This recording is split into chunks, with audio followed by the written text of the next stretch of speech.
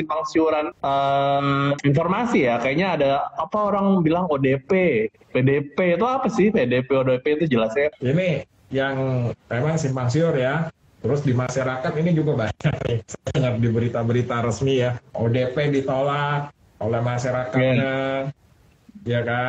Kemudian PDP ditolak. Bahkan ada tenaga medis yang terusir dari kosnya, gitu ya. Yang lebih menyedihkan lagi ada tenaga medis yang wafat. Kemudian ada penolakan terhadap penguburan pemakaman jenazahnya. Nah ini sebenarnya saya kira cukup memprihatinkan ya. Tapi ya memang bagaimana ya, karena memang mungkin masih sebagian masyarakat yang belum memahami. Untuk itu memang sangat perlu kita edukasi. Jadi begini Pak Arief, yang disebut itu ODP itu singkatan sebenarnya ya. ODP itu adalah orang dalam pemantau, bukan pasien. Orang, jadi dia masih belum jadi pasien. Siapakah yang disebut dengan ODP? ODP ini adalah orang-orang yang memang berkontak dengan orang yang COVID positif, gitu ya. Jadi misalnya begini, Pak Arief ya, ambil contoh, katakanlah saya ODP, ya. ODP ini belum confirm, dia belum pasti COVID, belum pasti terinfeksi COVID. Saya ini misalnya ODP, kemudian kontak dengan Pak Arief, gitu ya. Nah, Pak Arief ini bukan ODP, bukan. Yang namanya ODP itu adalah saya orang sehat, tapi saya berkontak dengan orang yang sudah pasti COVID positif. Itu yang kita sebut ODP. Jadi sudah bergejala tapi ringan. Kalau dia kontak dengan orang COVID positif, jelas nih kita kontak dengan orang COVID positif, tapi dia belum bergejala, itu namanya OTG, istilah Kementerian Kesehatan kita. OTG itu artinya orang tanpa gejala. Jadi kalau saya kontak dengan COVID positif, kontak erat, belum gejala, saya namanya OTG, orang tanpa gejala, gitu ya. Gejala ini bisa dua kemungkinan, bisa aja saya kontak erat tapi saya tidak terinfeksi, atau saya terinfeksi tetapi tidak bergejala, karena corona nggak bergejala. Ya itu yang kita sebut OTG.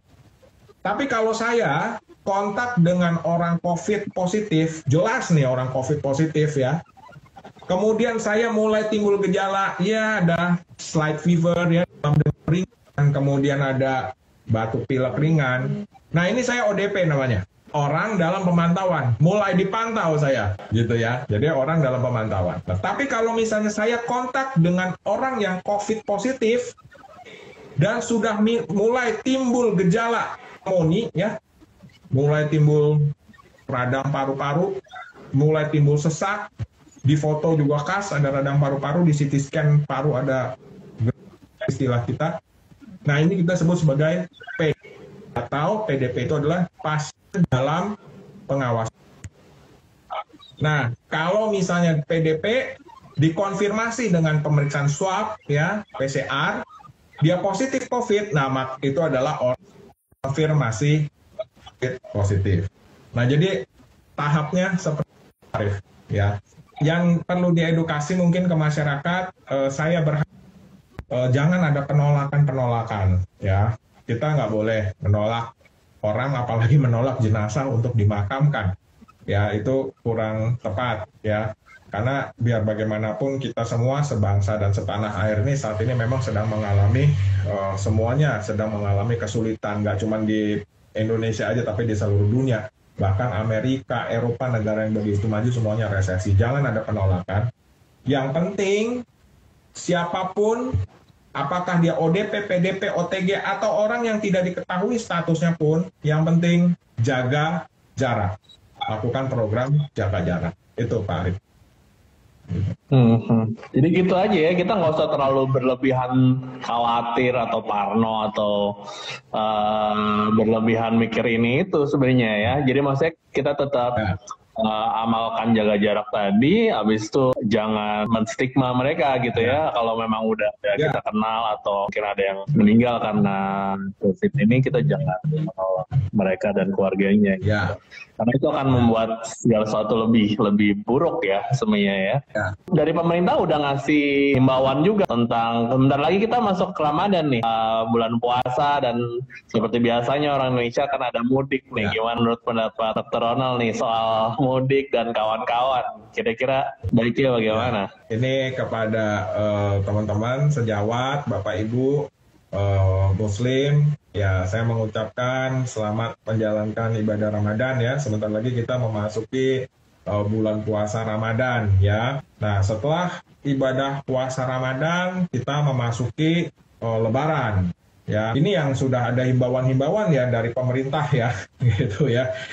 Jangan mudik ya. Bahkan saya melihat kemarin di beberapa kampung gitu, di beberapa desa gitu, saya nggak tahu tuh ya, di berita tuh kok santer diberitakan bahwa wah nggak menerima pemudik gitu boleh masuk ya, apalagi kalau pemudiknya itu dari Jakarta. Pemerintah sendiri kelihatannya menyiapkan angkutan mudik juga saat ini terbatas ya, itu sebagai upaya. Cuman memang gini ya, kita memang nggak bisa lah melarang orang mudik, memang nggak bisa. Cuman yang saya mohon saya tekankan itu tetap physical distancing. Saya cuma takut satu, saya tidak melakukan, hanya yang saya khawatirkan tuh kita, wah udah pakai masker kain nih, wah biasanya kan begitu tuh ya, kita orang berjubel-jubel di dalam kereta api, berjubel-jubel di dalam bus, berjubel-jubel di mana-mana. Nah ini nih akan membuat COVID merebak lagi. Ya, nah sudah baik sekali oleh pemerintah DKI itu sudah dibikin ya, jarak, kalau misalnya naik bus juga ada physical distancing di dalam busnya. Nah itu mohon dipatuhi.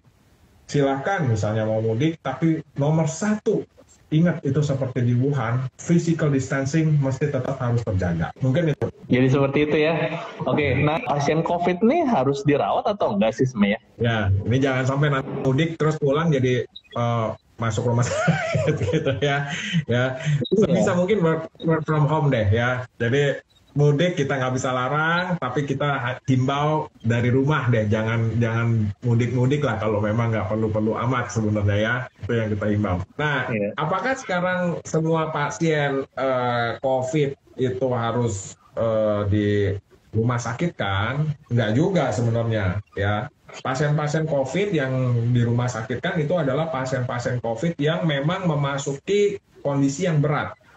Ya tadi seperti tadi yang saya sampaikan, PDP dengan pneumonia, sesak napas, ya, demam tinggi. Nah ini kondisi yang berat, mungkin mengancam nyawa. Nah kondisi seperti ini, yes, itu memang di rumah sakit kan, di hospitalisasi.